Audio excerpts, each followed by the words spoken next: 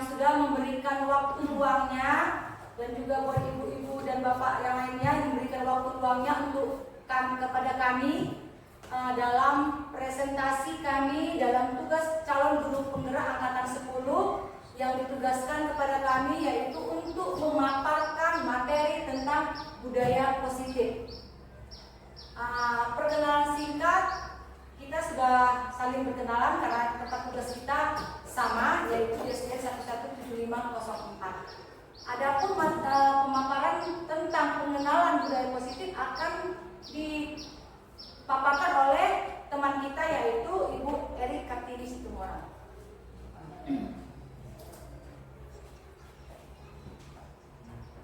Baiklah Bapak Ibu, biar kita lebih semangat, kita coba ice breaking dulu ya.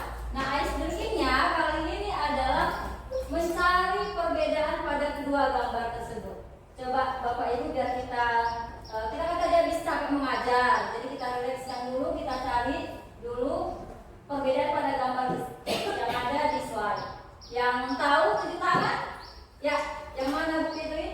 Itu pensil apa bukannya? Menulis. Pensil, Bukan di sana. Ini. Oh iya, ini kuning. Mana ya? Ya, pensil yang sebelah kiri ada ininya, ada bulanannya, yang sebelah sana tidak. Oke, masih satu. Ya, 5. Jamnya yang mana? Yang mana jamnya, Bu? Jam itu ya. Ya itu. Jamnya beda ya, pukul 9 ini pukul 3. Oke, benar. Yang lain? Yang belum ya, Bu Eni. Sepatunya Bu beda. Oh, sepatu mana Bu? Pak Kumis. Pak Kumis ada kumisnya ya, betul. Yang ini tidak ada. Oke, ada 3. Yang lain lagi yang April. Duitnya Bu, duitnya berapa? Oh iya, 10. Yang punya $10 ya. Oke, benar. Ya lagi. Yang lain ada yang belum ya, yang belum. Yang belum itu cuci tangan ya. Itu Bu, itu Yang kepala mana tuh? itu berlobe, itu lobenya itu kan satu, di sini 2 ikatnya cacangnya. Yang mana tuh lobe Bu? Iya, apa ini namanya? Topi apa lobe ini? Ini. Ini bawa Bu, yang kuning, ini dulu Iya. mancung. Ah, ini? Ya, itu. Oh iya.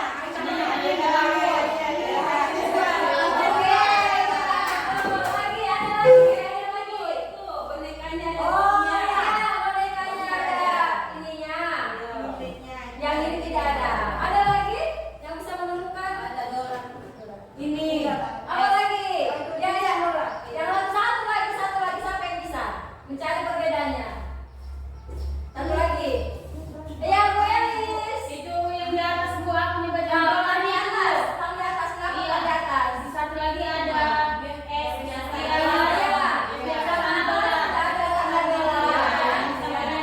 Oke, ternyata Ibu Guru masih mau tepuk tangan kita semua. Oke, kita lanjut ke materi kita, yaitu saya mau bertanya pada Bapak Ibu sebelum kita masuk ke materi, setuju atau tidak setuju Kak? Pertanyaannya, hukuman dapat mendisiplinkan anak. Ayo, siapa yang setuju? Bapak Ibu, benarkah hukuman dapat mendisiplinkan anak? Kita kasih hukuman, memang menjadi disiplin kan anak kita itu? Benar ya, Pak. Benar. Ada yang disiplin, ada juga. Yang setuju, tunjuk tangan. Oke, yang tidak setuju? Oke, nanti kita jelaskan ya Bapak Ibu ya. Oke. Sekarang yang kedua, pemberian hukuman dengan hal positif seperti membaca atau membersihkan halaman sekolah dapat meningkatkan disiplin anak. Betul nggak Bapak Ibu? Betul. Nggak? Setuju. Setuju? Setuju. Oh, sini masih setuju. Oke, baik. Memberikan penghargaan dapat meningkatkan motivasi belajar siswa. Betul nggak? Setuju? Setuju. Oke, setuju. Oke, kita lanjut ya. Jadi Bapak Ibu, menurut KHD Ki Hajar Dewantara Bapak Pendidikan Nasional, ya, kita ini sebagai guru diibaratkan sebagai petani.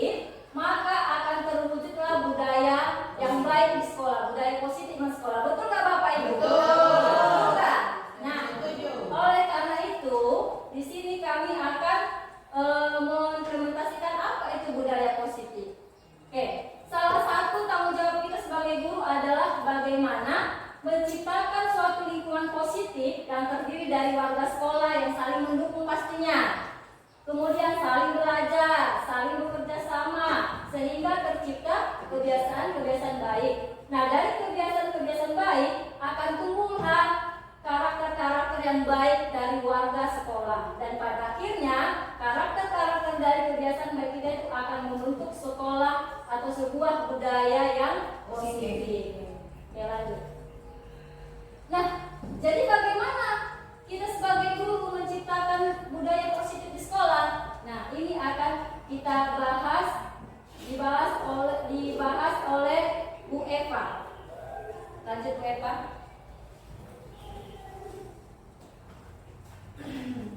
Baiklah Bapak dan Ibu, masuk kita ke materi yang mau kami paparkan kepada Bapak Ibu. Ada 7 materi dalam modul 1.4 yaitu budaya positif yang ingin kami sampaikan kepada Bapak dan Ibu bagaimana sebenarnya untuk melaksanakan budaya positif di sekolah. Ada yang pertama yaitu perubahan paradigma belajar. Yang kedua, disiplin positif dan nilai kebajikan universal. Yang ketiga, motivasi perilaku manusia. Nah, tadi ada pertanyaan pemadik, nanti dijelaskan di bagian sini. Tadi ada yang menyatakan paling banyak setuju. Nanti di situ kami paparkan apakah betul-betul hukuman, pemberian hadiah atau penghargaan itu yang paling bagus kita lakukan di sekolah. Nanti di materi ini kita jelaskan. Materi keempat yaitu keyakinan kelas. Yang kelima, kebutuhan dasar manusia. Keenam, posisi kontrol restitusi. Dan yang ketujuh, segitiga restitusi. Masuklah kita kepada materi yang pertama yaitu pembelajaran dengan paradigma baru. Nah, pembelajaran paradigma baru itu dirancang berdasarkan prinsip pembelajaran yang terdiferensiasi. Pembelajaran berdiferensiasi sehingga setiap murid itu belajar sesuai dengan kebutuhan belajar. Pada pembelajaran berdiferensiasi itu ada pada PMN sebenarnya. Kita bisa belajar dari situ bagaimana sebenarnya pembelajaran berdiferensiasi. Pembelajaran berdiferensiasi itu sangat bagus kita laksanakan di kelas karena ada kebutuhan belajar anak. Kita bisa pilih mana kebutuhan anak belajar anak yang betul-betul dia membutuhkan, mana butuh bimbingan dan mana yang betul-betul tidak tanpa bimbingan. Di sini nanti masuk kebutuhan belajar. Ya, untuk mewujudkan apa? Profil pelajar Pancasila yang ada 6, yaitu beriman bersatu kepada Tuhan Yang Maha Esa dan Maha Mulia, berkebinekaan global, bergotong royong, kreatif, bernalar kritis dan mandiri. Semua pembelajaran kita harus mencakup kepada profil pelajar Pancasila. Nah, perubahan paradigma teori kontrol ini atau teori pilihan ini dikumandangkan atau dibuat oleh Dr. William Glasser. Ya, dalam teori kontrolnya itu meluruskan miskonsepsi. Ada terjadi miskonsepsi bahwa ini benar menurut kita, ternyata itu tidak. Ya, apa itu miskonsepsi tentang kontrol apa? Ini ilusi satu guru mengontrol murid. Kita memang mengontrol, tapi sebenarnya dalam kontrol itu kita membimbing kepada mereka, merubah mereka yang mengontrol dirinya sendiri ke arah mana yang mereka inginkan. Kedua, ilusi bahwa semua penguatan positif efektif dan bermanfaat. Ketiga, ilusi bahwa kritik itu membuat orang merasa bersalah, dapat menguatkan karakter. Itu salah. Ya, kritik itu tidak membuat orang itu yang bersalah itu tidak menguatkan karakternya. Itu maksudnya. Selama ini kita kritik itu menguatkan salah. Itu ilusi. Yang keempat, ilusi bahwa orang dewasa itu memiliki hak untuk memaksa. Itu ilusi kita. Jadi karena anak-anak masih dan tahu anak-anak kita orang dewasa, oh benar, kita paksa orang itu untuk melakukan sesuatu yang kita inginkan. Sebenarnya itu salah, Bapak dan Ibu. Kita tidak boleh memaksa. Karena posisi kontrol itu berada pada anak itu. Kita hanya mengarahkan, membuat orang itu bertanggung jawab pada dirinya sendiri. Nah, kita coba bermain, cobalah buka. Ya, bermain, cobalah buka. Coba Anda adalah A, tugas Anda adalah mengepalkan salah satu tangan Anda. Kepalkan. Coba Anda bayangkan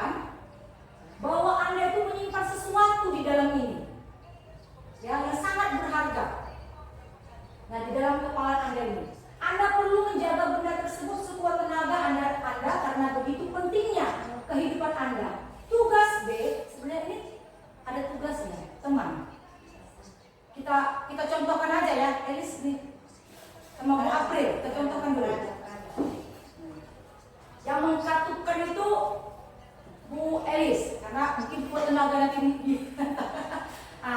Mengepalkan si Bu April itu membuka. Nah, bayangkan Bu Elis, di dalam kepalan Ibu ini ada sesuatu yang tidak boleh diketahui oleh orang lain. Nah, berusahalah Ibu April untuk membukanya. Apakah kau ingin dia mengetahui rahasiamu atau tidak? Tidak. Coba. Boleh upaya Bu April untuk membukanya. Boleh dibujuk, boleh diteliti, boleh. Buka lagi, bilang dan saya Nah, itu contoh ya. Berarti tidak akan terbuka. Begitu juga lah Bapak dan Ibu murid kita. Dia tidak akan membuka hatinya kalau kita tidak pandai untuk memberikan bimbingan kepada dia. Dia tidak akan memberikan hatinya kepada kita. Kalau dia tidak akan mau belajar. Kalau kita tidak memberikan bimbingannya kepada dia dengan cara-cara kita, ya. Tapi ingat Bapak dan Ibu, tadi pertanyaan pemantik, pemberian penghargaan atau motivasi itu penghargaan dengan pemberian hadiah, jangan itu belum tentu itu benar untuk anak kita supaya dia membuka hatinya. Itu belum tentu yang benar bagi anak kita nantinya. Lanjut Bu. Nah, siapa sesungguhnya yang memiliki kontrol dari kejadian tadi? Dirinya sendiri. Iya, benar Bapak dan Ibu. Posisi kontrol anak adalah pada dirinya sendiri. Kita adalah untuk membimbing anak membawa perubahan pada dirinya. Nah, siapa sesungguhnya yang memiliki kontrol? Ini dia, stimulus respon. Realitas, kebutuhan kita sama. Tapi dalam teori kontrol, kebutuhan kita berbeda. Tidak sama kebutuhan kita. Anak-anak itu begitu, tidak sama kebutuhannya. Kedua, semua orang itu, kita melihat semua orang itu sama. Ternyata setiap orang itu memiliki gambaran berbeda. Ketiga, kita mencoba mengubah orang agar berpandangan sama dengan kita. Kita coba supaya sama orang dengan kita. Salah. Kita hanya berusaha memahami pandangan orang lain tentang dunia. Keempat, perilaku buruk dilihat sebagai suatu kesalahan. Oh anak itu bersalah. Berarti itu perilaku buruk itu salah. Ya, pada teori kontrol, semua perilaku itu ada tujuannya. Anak-anak kita melakukan kesalahan itu ada tujuannya. Kelima, orang lain bisa mengontrol saya. Tidak, hanya kita yang bisa mengontrol diri kita. Kalau kita mau yang lebih baik, kita mengontrol diri kita. Keenam, saya bisa mengontrol orang lain. Tidak, kita tidak bisa mengontrol orang lain. Ya. Ketujuh, pemaksaan ada pada saat bujukan gagal. Salah. Kolaborasi dan konsensus menciptakan pilihan baru. Harus ada kolaborasi antara kita. Kedelapan, modal berpikir menang. Yang menang kalah. Salah. Kita harus berpikir menang dan menang. Itu ya Bapak Ibu. Nah, untuk materi berikutnya saya berikan kepada Ibu Elita Pizzi. Nah, sekarang Bapak Ibu kita masuk ke materi disiplin. Sebelum masuk ke materi disiplin, coba Bapak Ibu, siapa kira-kira yang bisa mengartikan apa itu disiplin? Yang tahu tepuk tangan. Apa itu disiplin? Kan kita biasa, ini murid gak disiplin. Kita suruh anak kita harus disiplin, ya kan? Kita menganggap murid yang disiplin. Emangnya disiplin itu apa? Ya, Bu Elis mengikuti aturan, Bu. Bu Elis mengatakan disiplin adalah mengikuti aturan. Yang lain? Aturan yang harus dilaksanakan. Iya, suatu aturan yang harus dilaksanakan betul. Ya, berarti disiplin itu identik dengan peraturan, begitu kan? Jadi menurut Bapak Ibu kan. Nah, disiplin adalah, ya, disiplin itu berasal dari bahasa Latin, yaitu disiplina, yang artinya belajar. Ya, disiplin artinya belajar, bukan peraturan. Jadi makna asal dari kata ini berkonotasi dengan disiplin diri dari murid-murid. Disiplin membuat orang menggali potensinya, menuju sebuah tujuan apa yang dia hargai. Itulah belajar dia. Belajar dia menggali potensinya menuju sebuah tujuan atas apa yang dia hargai. Namun dalam budaya kita, ya, kata disiplin telah berubah menjadi sesuatu yang dilakukan seseorang pada orang lain untuk mendapatkan kepatuhan. Nah, inilah tadi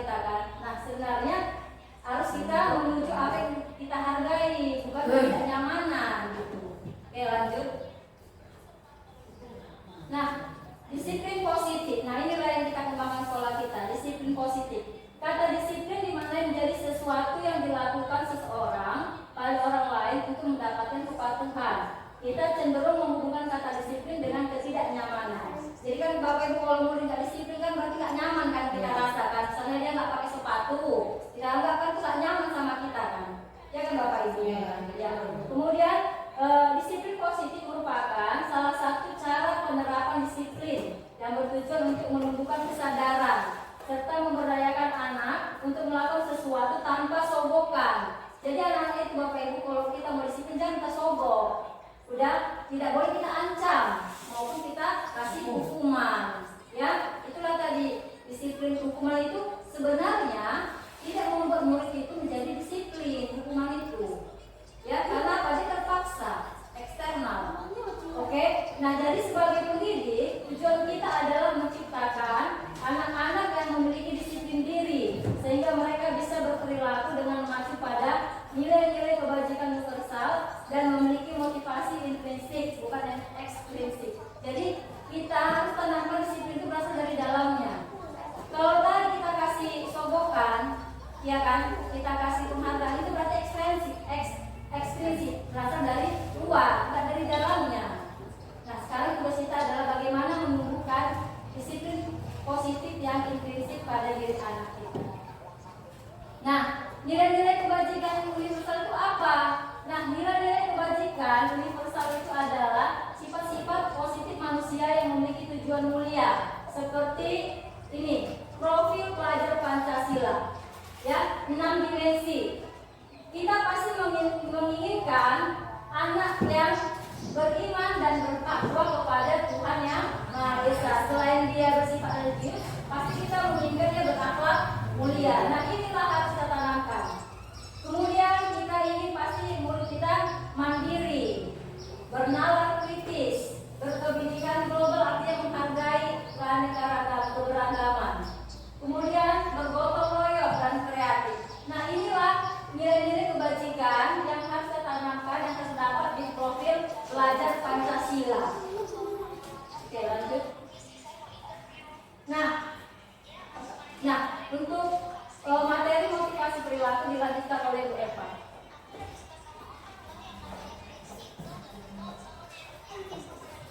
Sebelum masuk ke sini Bapak dan Ibu, tadi sudah kita melakukan sesi tanya jawab, setuju dan tidak setuju. Hukuman itu tadi mendisiplinkan anak. Sebenarnya tidak, ya. Hukuman tidak mendisiplinkan anak. Anak itu memang melakukan yang kita mau, tapi dia tersakiti dengan kata-kata kita. Biasanya kita menghukum itu kan pasti amarah, ya kan? Dia mengikuti kita, tapi dia tersakiti.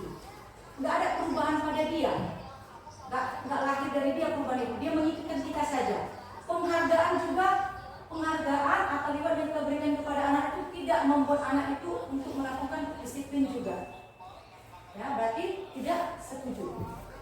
Yang ketiga tadi apa itu ketiga tadi? Penghargaan, hukuman, apa yang tadi yang positif. apa tadi?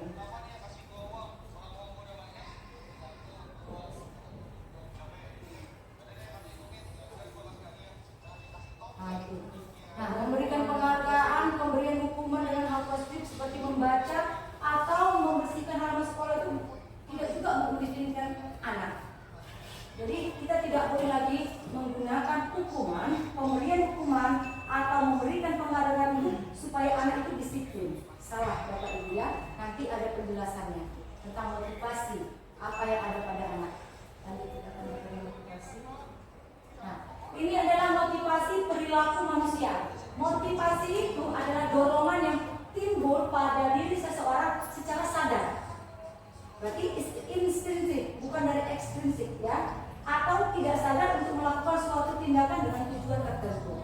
Nah, ini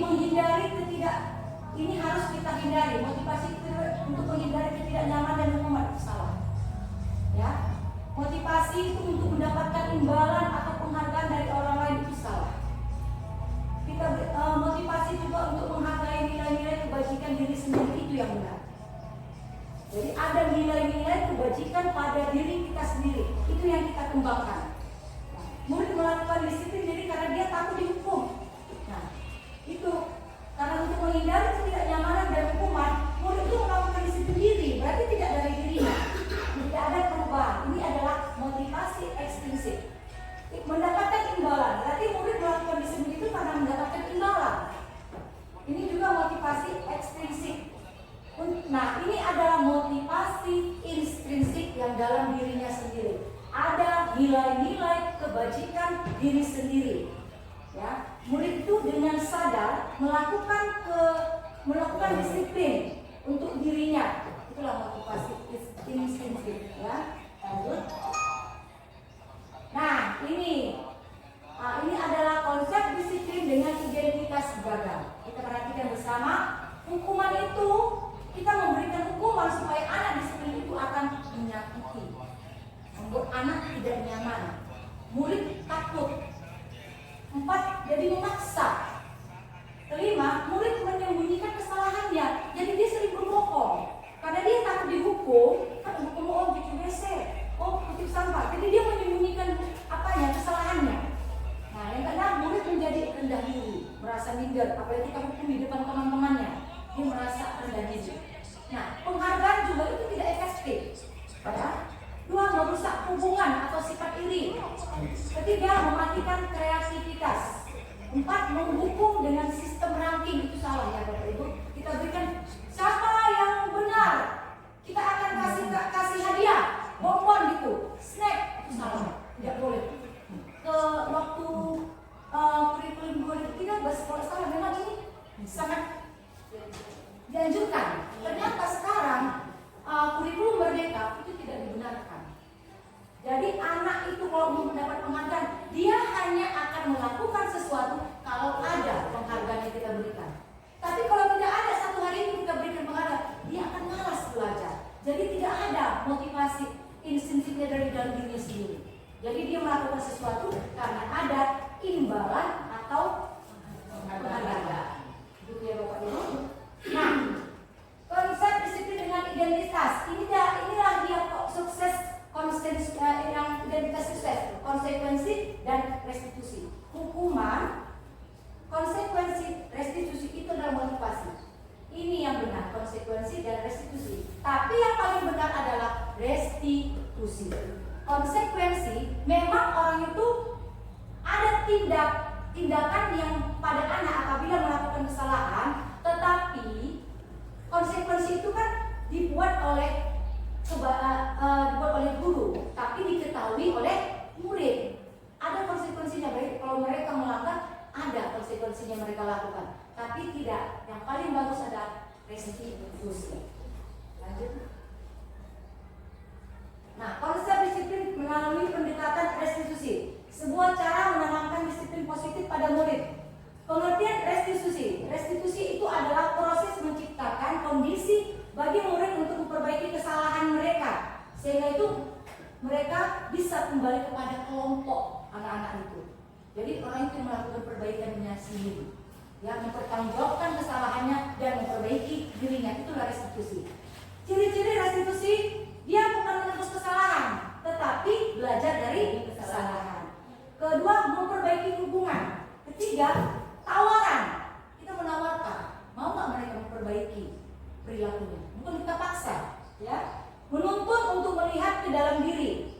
Lanjut, mencari kebutuhan dasar yang mendasari tindakan. Kita mencari, anak itu kenapa ya dia selalu melakukan kesalahan itu selalu di depan kita.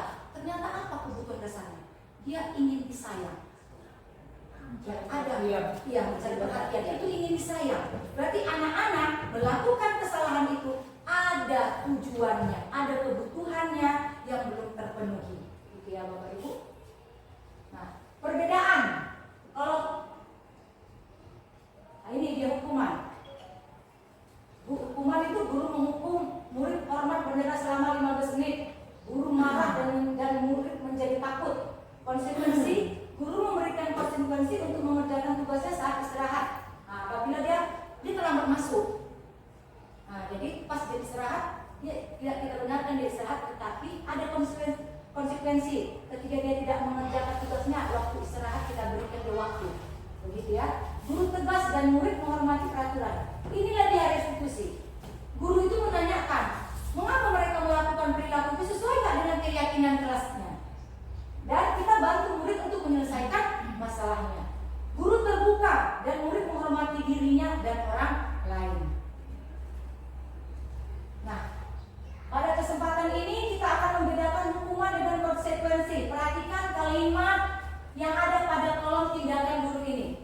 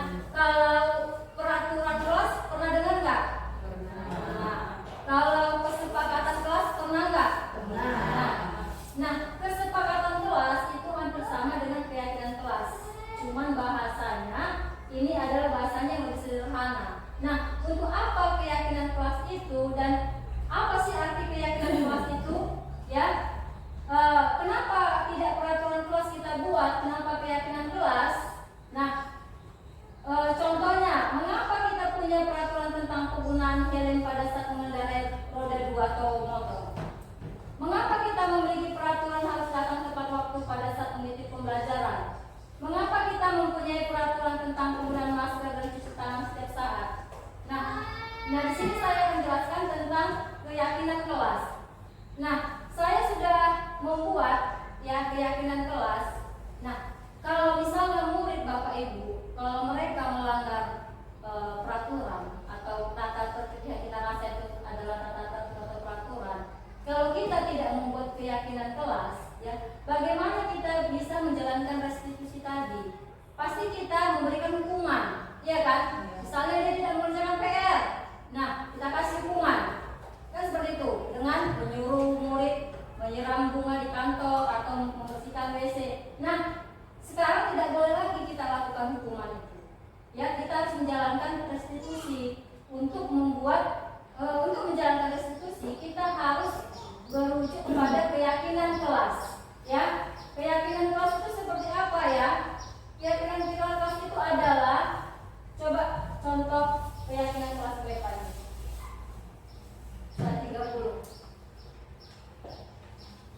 Nah, ini adalah contoh keyakinan kelas yang saya buat. Lihat yang Bapak Ibu, ini keyakinan kelas. Nah, di sini apa? Keyakinan mereka untuk menciptakan sekolah kelas yang nyaman dan kondisif bagi mereka. Contohnya seperti ini. Datang tepat waktu. Nah, misalnya kalau mereka tidak datang tepat waktu, nyaman nggak kelas itu? Tidak nggak? Nyaman nggak? Tidak. Oke, kemudian apa nih? Nah, ini mengerjakan PR, mengumpulkan PR tepat waktu. Misalnya kalau mereka tidak mengumpulkan PR, nyaman nggak kelas kita jadinya? Tidak kan? Nah, jadi supaya kelas kita aman dan nyaman, kita harus membuat keyakinan kelas pada kelas kita. Ini contoh keyakinan kelas saya, dan ini keyakinan kelas Bu Eva. Nah, apa aja isinya? Pancing murid-murid kita untuk kita pancing murid-murid kita, anak-anak, biar kelas kita tertib dan aman. Keyakinan apa yang kita tuangkan? Misalnya seperti tadi, kalau terlambat kan nggak nyaman kan, pasti terganggu kan. Jadi biar misalnya kelas kita itu aman dan nyaman belajarnya, kira-kira apa yang mereka inginkan? Keyakinan apa yang mereka inginkan? Biar nyaman Bu, misalnya biar nyaman Bu, janganlah Bu terlambat datang, kan gitu. Oke, jadi biar jangan terlambat datang, kita buat bahasanya lebih sederhana. Kita tuangkan dia ke dalam keyakinan kelas kita, lebih menjadi kalimat sederhana. Misalnya datang tepat waktu.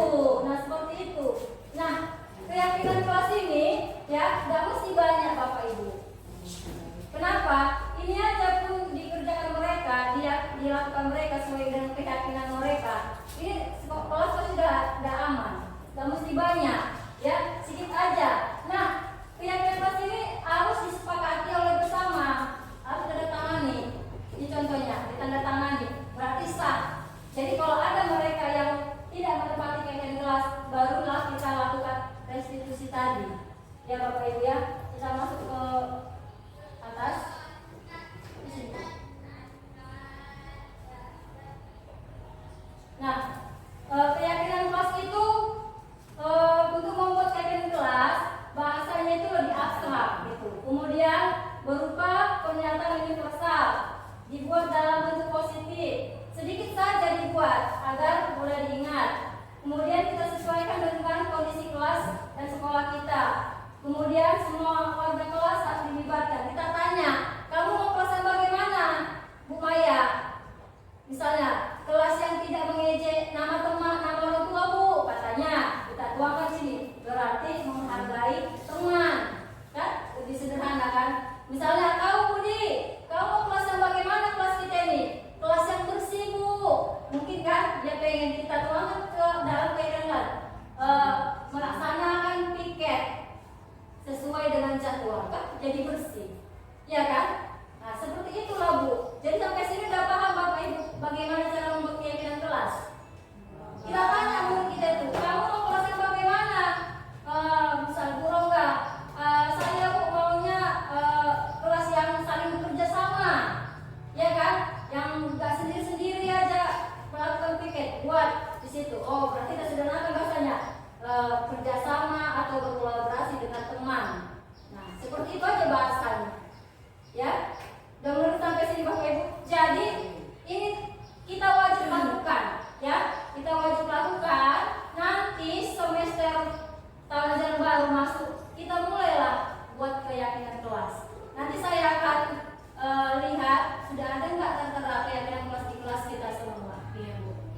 Siap Bapak Ibu? Siap. Ya, rasanya sederhana aja. Ya pancing anak-anak itu untuk mengungkapkan kelas seperti apa yang mereka suka, bagaimana gitu ya. Jadi nanti saya dan Eva mengharapkan ibu-ibu kerjasama untuk membuat keyakinan kelas di kelas masing-masing. Nah, guru bidan itu juga bisa membuat. Ya nggak hanya guru kelas aja. Yang tak tolong ya Bapak Ibu ya. Supaya apa? Supaya mereka merujuk pada keyakinan. Mereka menghargai apa yang mereka bertanggung jawab atas apa yang mereka ucapkan. Ya Bapak Ibu. Nah kemudian ini kesepakatan kelas. Datang tepat waktu mengucapkan salam. Nah, menjaga kebersihan sekolah. Yang mana yang merupakan keyakinan kelas? Coba. Datang tepat waktu mengucapkan salam. Keyakinan kelas atau kesepakatan kelas? Hah? Keyakinan kelas ya. Keyakinan kelas. Menjaga kebersihan sekolah. Kemudian berdoa dan sesudah kegiatan aktif dalam pembelajaran. Nah ini termasuk keyakinan kelas ini. Oke? Oke lanjut. Nah inilah namanya. Jadi keyakinan ini Bapak Ibu sebenarnya jangan dibilang peraturan. Peraturan kan kalau dilanggar berarti hukum. Iya kan Bu? Nah jadi peraturan itu misalnya contoh peraturan gini. Selalu kembalikan buku ke tempatnya. Jadi kalau keyakinan kelas kita ajak anak itu bertanggung jawab. Itu namanya keyakinan kelas, bertanggung jawab dia.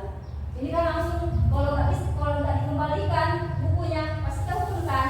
Nah itu adalah peraturan. Tapi kalau keyakinan kelas coba bertanggung jawab atas barang-barang yang ada di kelas. Nah itulah dia keyakinan kelas. Bahasanya seperti itu. Kemudian dilarang mengganggu orang lain. Nah keyakinan kelasnya apa? Menghormati orang lain atau menghormati teman. Bahasa sederhana aja. Kemudian hal ini di sekolah 15 menit sebelum pembelajaran dimulai. Kalau keyakinan kelasnya itu menghormati orang lain, berkomitmen dia. Ya, jadi keyakinan kita diajak untuk menghargai apa yang kita ucapkan, kita sepakati. Kemudian dilarang melakukan kekerasan. Keyakinan kelasnya di situ adalah tentang keselamatan dan menghormati orang lain. Dilarang menggunakan narkoba. Berarti keyakinan kelasnya adalah mengenai kesehatan.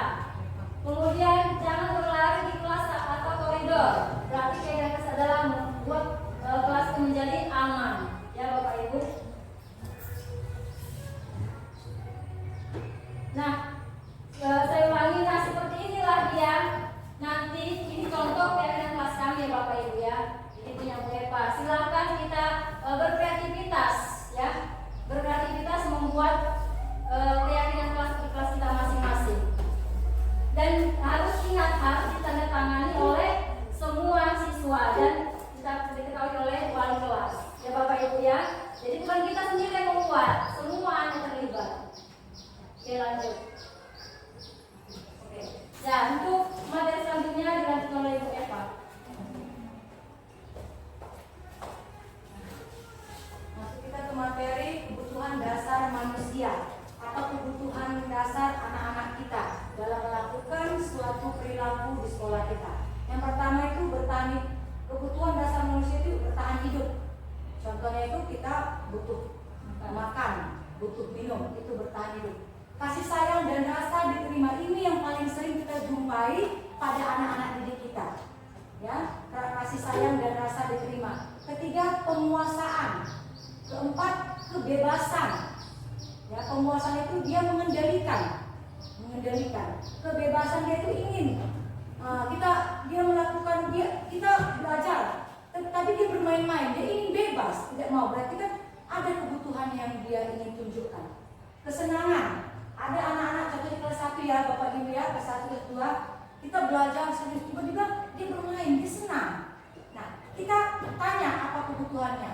Dan kemungkinan ada juga pelajaran yang membuat anak-anak itu jadi senang, jadi bermain. Mungkin itu yang dibutuhkan anak-anak di dalam kelas kita.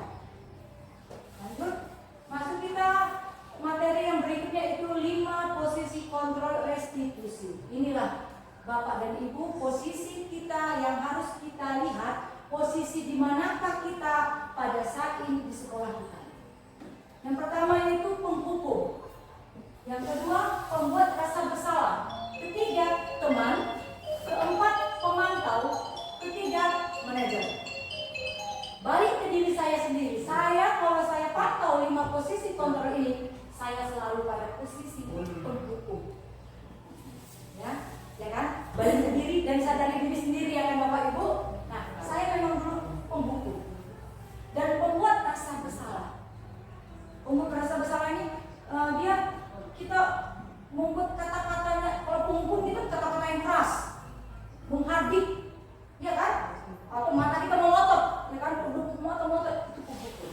Pembuat rasa bersalah ini bahasa kita lembut, bahasa lembut, tetapi membuat anak itu benar-benar bersalah kali itu. Tertekan. Lembutnya kata-kata dia kata-kata kita apa? Contohnya ya, anak-anak tolonglah, kan? Jadi ibu nanti yang dimarahi, ibu kepala kalau kalian tidak melakukan ini. Lembut, tapi kan anak-anak merasa bersalah dia. Iya, kan gitu. Inilah pembuat rasa bersalah. Teman, nah kemarin kami ditanya oleh pasien kami dalam rukun, posisi apa Bapak dan Ibu? Kami paling banyak itu posisi teman, ada posisi teman, banyak. Dan posisi manajer, itu yang paling baik. Posisi teman ini, kita sering kan, sebenarnya bahaya bagi kita, bukan bahaya ya. Kalau kita pada anak-anak terlalu membuat dia sebagai teman, itu ada sisi positif dan negatifnya, Bapak dan Ibu. Ada sisi positif dan negatifnya, ya. Biasanya kita supaya anak-anak itu sayang sama kita, kita bertemanlah, kita anggap sebagai teman, supaya orang itu melakukan apa yang kita mau, ya kan? Kita berteman. Lalu pemantau ini, posisi kita itu melihat kelakuan anak-anak kita, perilaku anak-anak kita sesuai dengan data. Oh ini ada data. Nah, sekarang Bapak dan Ibu, 5 posisi kontrol ini yang paling baik adalah manajer. Manajer ini, kita posisi manajer membuat anak itu bertanggung jawab pada perilakunya dan kita mengarahkan untuk memperbaiki pada kesalahan. Itu manajer. Kita membantu mereka. Bayangkan manajer perusahaan itu kan, mengayomi supaya melakukan perubahan. Begitulah kita manajer di sekolah. Posisi kontrol kita manajer. Nah, Bapak dan Ibu lihatlah video ini supaya lebih paham tentang 5 posisi kontrol.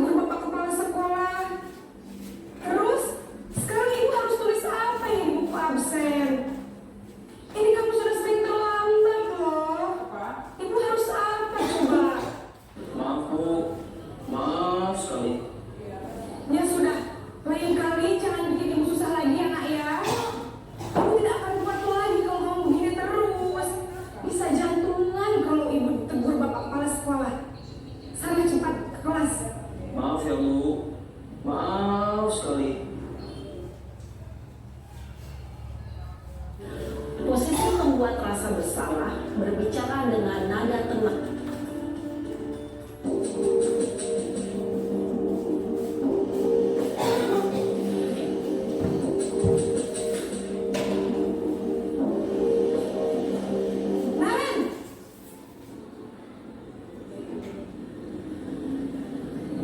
Selamat pagi Bu. Wah, sudah jam berapa ini nak? Terlambat lagi ya sayang. Iya Bu, habis ibu saya belum membangunkan saya Bu. Kamu malah menyalahkan ibu kamu. Kamu bukannya anak yang larinya paling kencang. Kok terlambat sih? Iya Bu, saya memang terlambat bangun tadi. Jadi biarpun saya lari kencang, tetap gak kekejar Bu. Ya sudah sana. Nanti lain kali larinya lebih kencang lagi ya. Biar gak terlambat lagi. Bikin senang ibu. Demi ibu. Bisa kan? Bisa lah Bu. Ya sudah sana masuk kelas. Ibu beresin urusan absen kamu. Kamu ini ada-ada saja.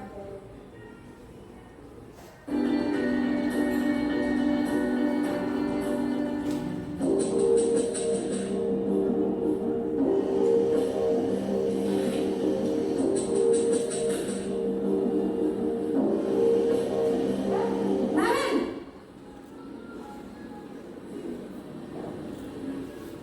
Selamat pagi Bu. Naren, apa peraturan sekolah kita tentang jam berapa kita harus masuk sekolah, nak?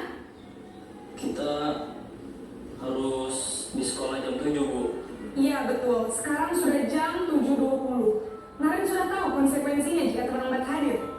Paham Bu, saya harus tinggal kelas pas jam istirahat selama 20 menit. Iya benar, konsekuensinya demikian. Jadi nanti jam 9.30 pas istirahat, kamu harus tinggal di kelas, kerjakan tugas tambahan untuk ketertinggalan kamu, ya? Baik Bu.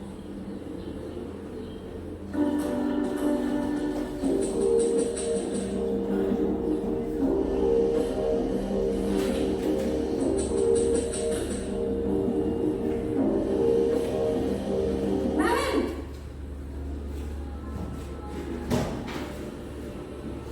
Selamat pagi Bu. Selamat pagi Naren. Maaf Bu, saya terlambat. Iya, sekolah masuknya jam 7, sekarang sudah jam 7.20. Jadi sekarang bagaimana ini Naren? Maaf Bu, saya lupa setel alarm saya semalam. Baiklah, menurut kamu, keyakinan sekolah yang mana yang perlu kamu tingkatkan?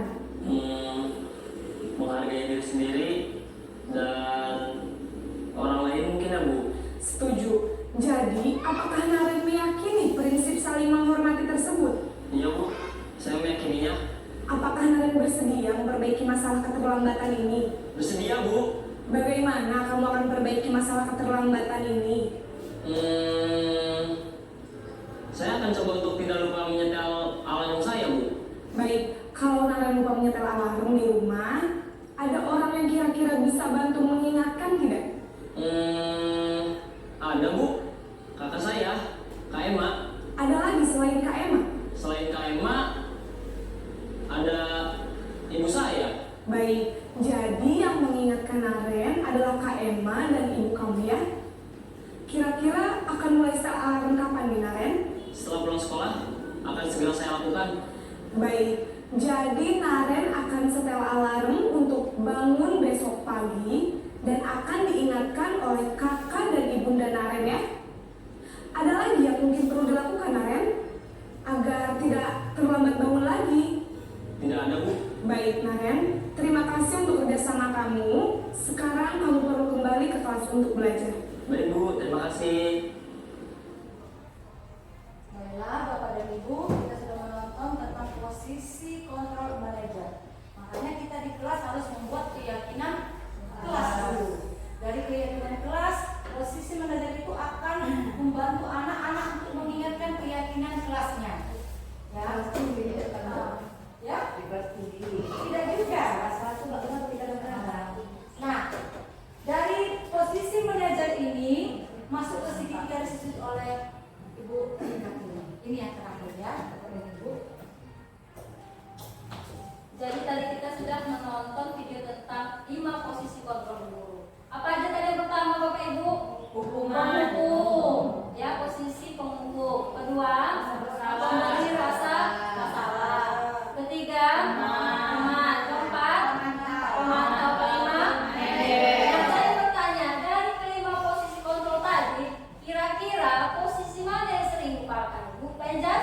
mana yang sering dipakai? Posisi pertama apa? Pengukuh. Puro nggak? Pengukuh. Gak ada yang lain. Kan ada 5 tadi. Hanya pengukuh doang. Bu Eni, kira-kira yang mana? Oh, penghukum dan pemantau. Ya, Bu Su? Ya, menghukum dan memantau. Penghukum dan pemantau. Bu Ima?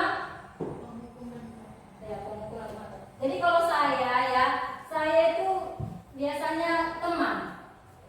Nah, teman saya karena saya tidak mau keras. Nah, saya tidak mau keras berlangsung hukuman. Salah murid saya kasih konten, saya tidak mau. Saya anggap mereka teman. Saya ajak dekat mereka sama saya, enak ngobrolnya. Nah, jadi dari yang kelima itu Bapak Ibu, posisi penghukum dan pemberi rasa bersalah itu merupakan posisi yang negatif. Tidak baik untuk dilakukan negatif. Tapi kalau dia teman dan pemantau serta manajer itu termasuk posisi yang positif, masih baik kita lakukan. Tapi lebih baik lagi kalau kita pada posisi manajer, ya, pada posisi manajer. Nah, untuk menjalankan tadi kita sudah belajar keyakinan kelas.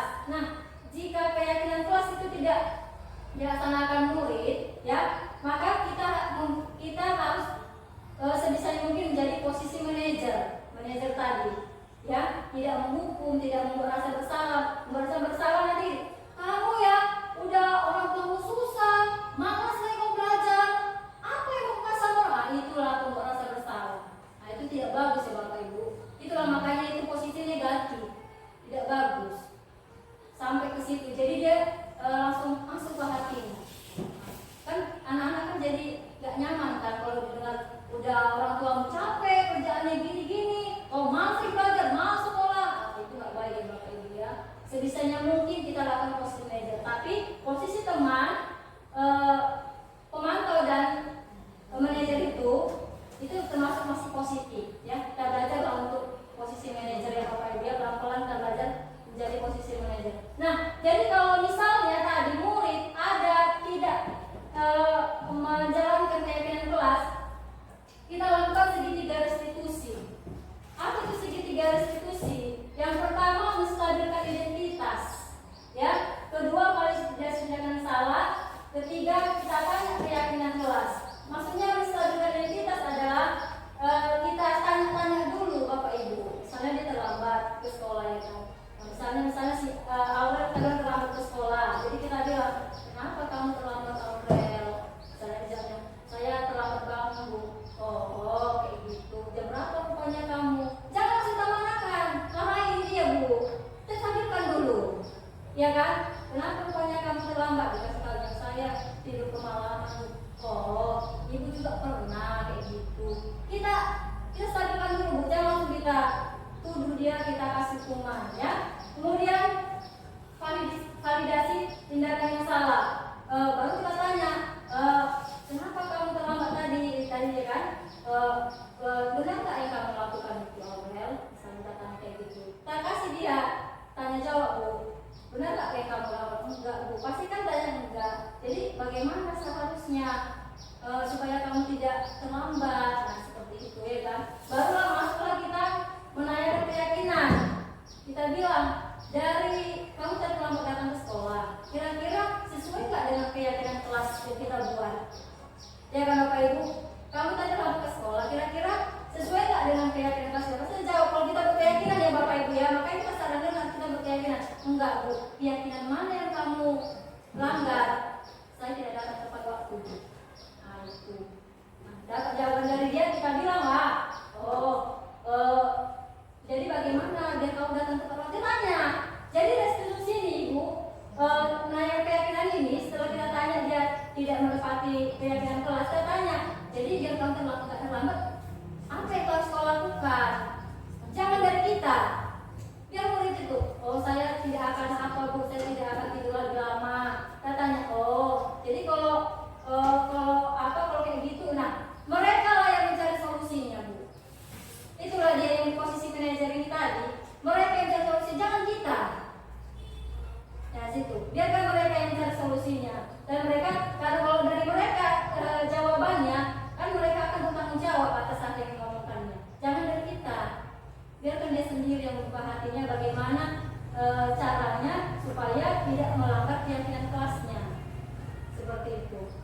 Nah, kita lanjut ke video tentang segitiga restitusi.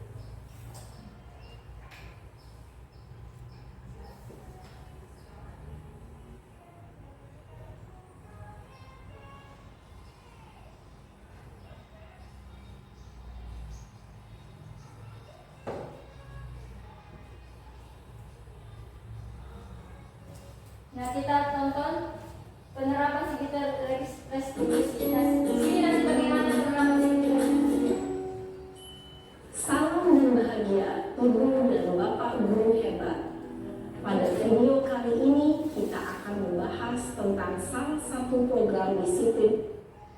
Restitusi adalah suatu proses pada saat guru di posisi merit intensif. Sehingga proses dialog ini adalah menstabilkan dari sisi yang ketiga. Ini ketiga restitusi. Ini contohnya penerapan segitiga restitusi, menstabilkan diri kita, kualitas dengan salah dan menuju pada keyakinan kelas.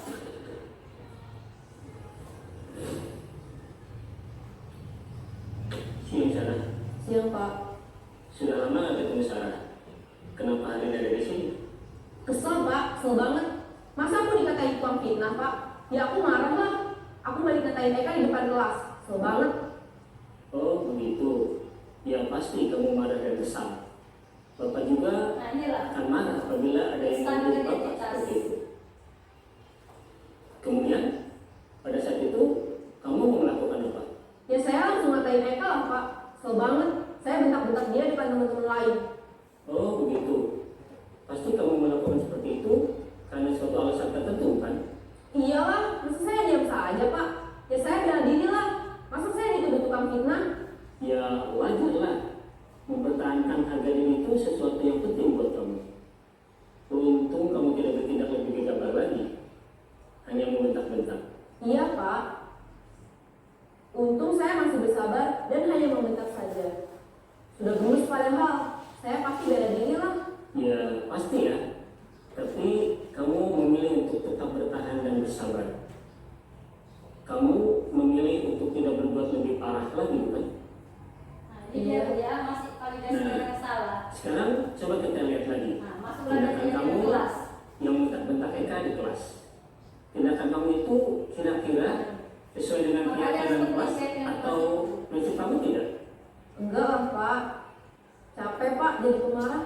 Jadi keyakinan atau prinsip mana yang kurang sesuai dengan keinginan kamu? Ya, saya sebenarnya sangat menghargai orang lain. Mungkin saat itu saya menjadi emosi, jadi tidak menunjukkan sikap itu. Kamu meyakini tidak? Menghargai orang lain itu penting buat kamu. Yakinlah Pak. Iya, setuju. Kita harus saling menghargai. Namun, ada juga keyakinan yang kita sepakati yang perlu kita jalankan apabila kita sedang marah, bukan? Ya saya bisa lebih proaktif, mulai dengan diri sendiri. Saya bisa jadi lebih bersabar, mengambil waktu jeda untuk berpikir mau apa selanjutnya. Kira-kira kamu bersedia memperbaiki masalah ini tidak? Bersedia Pak. Kalau kamu memperbaiki masalah ini, kamu akan menjadi orang seperti apa? Saya akan menjadi orang yang bertanggung jawab kali ya Pak. Dan senantiasa proaktif. Iya, menurut kamu bagaimana rasanya menjadi orang seperti itu? Ya nyaman lah, bangga bisa bersabar dan menahan diri. Baiklah kalau begitu.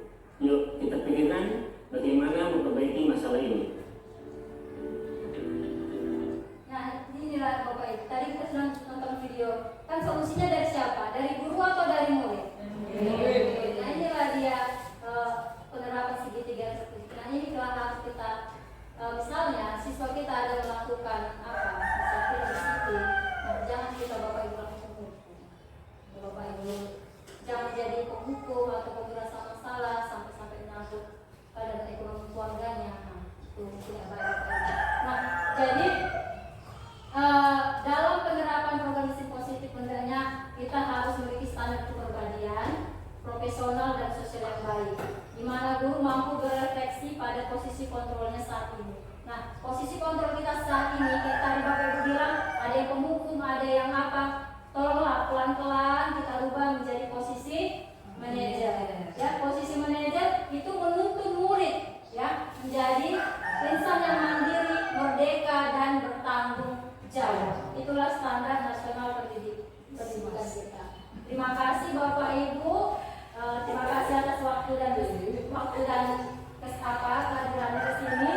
Nah, sekarang sesi tanya jawab. Kira-kira Bapak Ibu ada nggak yang mau bertanya atau yang kurang paham? Boleh.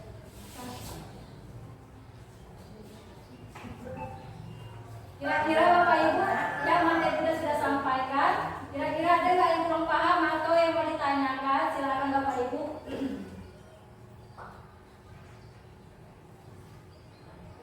Siapa? Ibu. Ya. Kelas 1 dulu siapa namanya itu? Yang sekarang itu? Kira-kira bagaimana mengumpulkan menurut kemarin? Sedikit tangis. Mana kita ngapain? Iya. Bahasa. Ada perempuan itu. Perempuan kan cerita, yang cerita.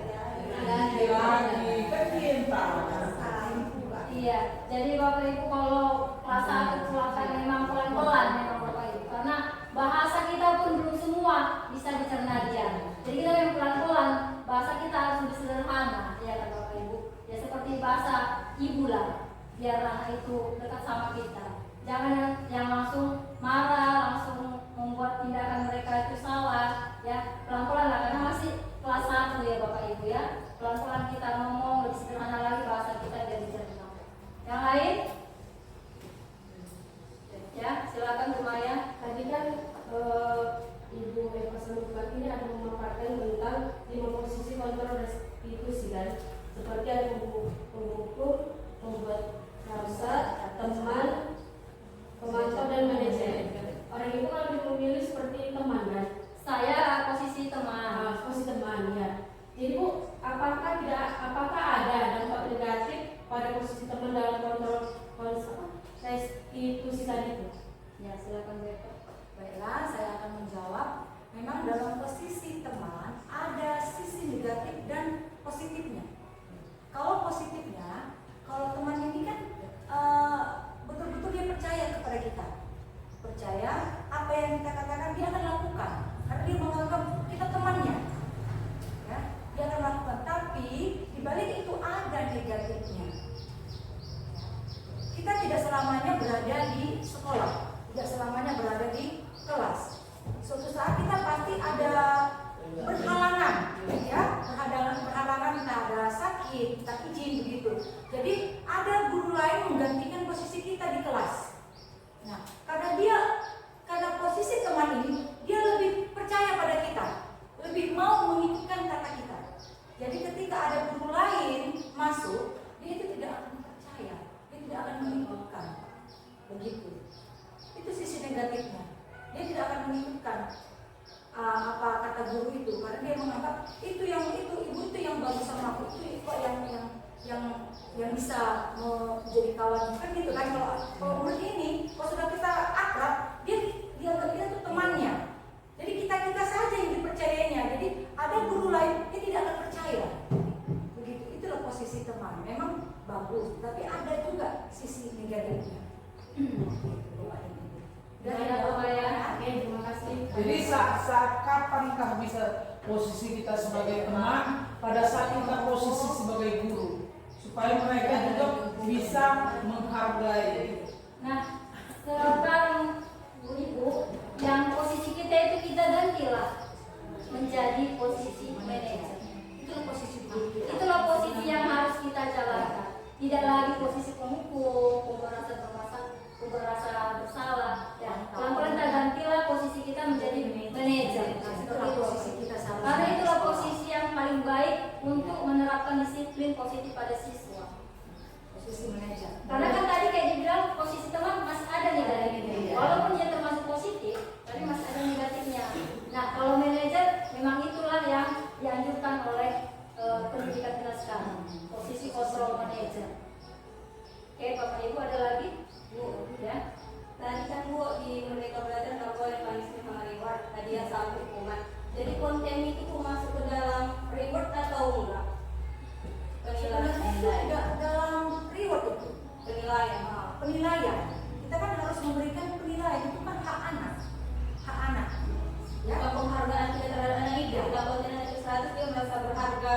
penghargaan yang dimaksud tadi itu seperti memberikan Iya. gitu. Iya. Bintang. Iya. Dulu kan kita pernah kan Iya. dapat tanda bintang. Gitu. Anak-anak pun ingin terus belajar. Tapi ketika kita tidak lagi memberikan tanda bintang, orang itu kan nggak lagi memberikan, malas. Jadi konten kalau kita nggak konten kan orang itu pun merasa apa juga. Kalau nggak kita konten itu seperti hadiah juga rasa orang itu, penilaian itu. Seperti reward juga sebenarnya itu rasa orang itu. Kita kasih nilai sama orang itu. Itu seperti yang gue itu hak mereka. Jadi kan hak mereka kan dapat kasih sayang, dapat dari guru juga. Jadi jangan lagi mereka sudah mengerjakan kewajibannya. Misalnya mereka mengerjakan tugas, tapi kita nggak kasih hak mereka. Berarti itu bukan masuk ke dalam Iya, media. iya. Dalam artian memberikan sesuatu benda kita pada mereka. Oke. Nah, jadi kesimpulan dari saya ya, Bapak Ibu ya. Dari materi Itu jadi kalau seandainya kan pas kita habis mau ujian semester itu kan ada yang kita kasih ibaratnya anak-anak yang rajin, anak-anak yang nggak ada absennya, seperti itu hadiah apakah reward atau memang nggak boleh? Nah, itu sebenarnya motivasi ekstrinsik ya. Nah, sekarang kita tumbuhkan Bu motivasi intrinsik. Memang mereka itu hadir itu memang mereka menghargai diri mereka, menghargai orang lain. Nah, itu yang kita tanamkan sekarang. Jadi kita kasih pun itu memang termasuk motivasi, tapi ekstrinsik. Nah, sekarang tugas kita bagaimana menciptakan disiplin itu melalui dari motivasi intrinsiknya. Pelan-pelan kita dari diri mereka memang bukan gara-gara dapat apapun atau dikasih apapun seperti itu ya Bu Ima. Ada Bu Oka? Tentang masalah ranking itu apakah termasuk motivasi belajar juga itu ranking 8? Nah, masuk kita ke itu. Sebenarnya Bapak dan Ibu tidak ada sebenarnya rankingnya. Ya kan? Kurikulum 2013 sudah tidak menggunakan ada rankingnya. Hanya pemberian nilai. Tapi kita buat juga, ya kan? Nah, berarti itu sebenarnya salah. Kalau di sekolah anak saya, si Jessica, itu tidak ada lagi rankingnya. Makanya pernah saya katakan juara berapa? Gitu. Tidak ada lagi juara berapa. Cukup nilai yang mereka sudah lakukan. Itulah kemampuannya. Tidak ada sebenarnya lagi dalam kurikulum 2013 itu tidak ada lagi. Siswa mampu, Siswa, iya. Jadi dari situ kita dapat mengetahui tingkat kebutuhan anak itu, kemampuannya. Itulah masuk tadi ke pembelajaran berdiferensiasi. Kita mengelompokkan kebutuhan belajar anak. Itu tadi yang pertama tadi. Jadi kalau gitu kita laksanakan ini bagaimana? Gak usah lagi kita buat ranking. Boleh. Kalau mau minta nanti dari Sopin, bayar. Kita buat dalam bentuk, kalau menurut saya kita buat dalam bentuk keterangan saja. Menurut dari nilai, ya kan? Keterangan kepada mereka. Sebenarnya ini memang nggak boleh, tapi masih kita jalankan, ya kan? Budaya Kita kita masih masih minta tadi pula. Tapi menurut dari sekolah kita itu, Sama apa kan minta? Itu Boleh. bisa. kesepakatan sekolah itu kembali kepada kesepakatan sekolah. Nah, nanti kita rapatkan kembali sama Ibu. Kebetulan Ibu tadi sudah keluar ada keperluan, kita rapatkan kembali bagaimana tindak lanjut untuk itu. Nah, ya, Bapak Ibu ya. Iya. Itu ekstrinsik. Iya. Oke. Jadi Bapak Ibu tadi kita sudah belajar bagaimana menerapkan budaya positif ya Bapak Ibu. Kira-kira nyambung nggak materinya? Nyambung. Paham nggak materinya? Paham. Bisa nggak dilaksanakan Bapak Ibu? Bisa. Berapa persen? Bisa. Namanya juga disiplin. Nanti disiplin tadi kan belajar kan? Belajar menjadi lebih Maka sudah jadi persen. Kenapa? 20% dulu Iya. baru. Pelan-pelan ya. Ya, misalnya kita Bapak Ibu kayak posisi pertama kita penghukum, ya kan? Kita ganti lalu jadi teman. Udah jadi teman, kita jiwain diri kita, ganti jadi manajer. Lalu kan apa? Manajer di Iya. kita masih Kita manajer aja Pak ya. Iya, menjadi Sama kita supaya jadi Iya. menjadi teman aja. Belum semua guru ini bisa menjadi posisi teman, ya kan?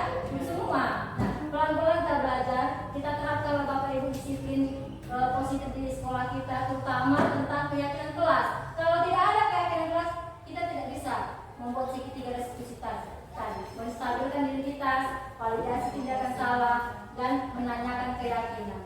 Jadi cara biar tercipta disiplin di sekolah kita yang melalui kesepakatan keyakinan kelas tadi. Ya Bapak Ibu bisa? Bisa. Ya, Bapak? Ya. Baiklah Bapak dan Ibu, mungkin keyakinan kelas itu pada saat ini belum bisa kita wujudkan, ya kan? Karena sudah anak-anak sudah ujian. Jadi tahun ajaran baru kita mulailah dengan membuat keyakinan kelas. Kita tanya hal-hal baik apa yang diinginkan anak itu untuk kelasnya. Dari keyakinan akan muncul kebutuhan-kebutuhan anak. Nah, dari kebutuhan anak itu melakukan suatu perilaku, disitulah muncul posisi kontrol kita manajer. Nah, dalam posisi manajer kita terapkanlah segitiga restitusi. Ya. Nah, selain itu memang banyak budaya positif yang kita bisa jalankan di sekolah kita. Melakukan pembiasaan seperti pembiasaan 5S itu juga. Itu pembiasaan budaya positif sebenarnya. Kita lanjutkan itu. Ya, Bapak dan Ibu, literasi pun kita lanjutkan. Apa yang baik kita tingkatkan, kita lanjutkan. Kalau ada sesuatu yang sudah kita lakukan tetapi tidak berhasil, kita refleksikan kembali dan kita lakukan tindak lanjut. Ya, demikianlah Bapak dan Ibu guru hebat. Saya salut dengan Bapak dan Ibu sudah berapa jam? Sudah hampir 1 jam kita ya? Nah, sudah 1 jam lebih, masih semangat ya, masih lagi walaupun memang ada yang masih ngantuk ya kan? Tetapi mudah-mudahan materi ini dapat kita terapkan di sekolah kita. Ya, kita jangan mau menjadi guru yang biasa. Kita jadilah guru yang luar biasa. Tepuk tangan untuk kita semua. Oke.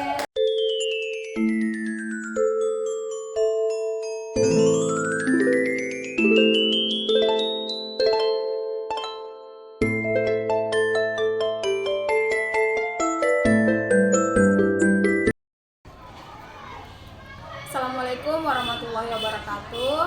Perkenalkan, nama saya Nurlela Fitriana, wali kelas 5A dan merupakan rekan sejawat dari Ibu Eri Kartini Situmorang. Adapun pemaparan tentang budaya positif yang disampaikan Ibu Kartini sangat bermanfaat untuk diri saya dan juga sekolah. Saya dapat menerapkan budaya positif kepada murid di sekolah. Terima kasih Ibu Kartini.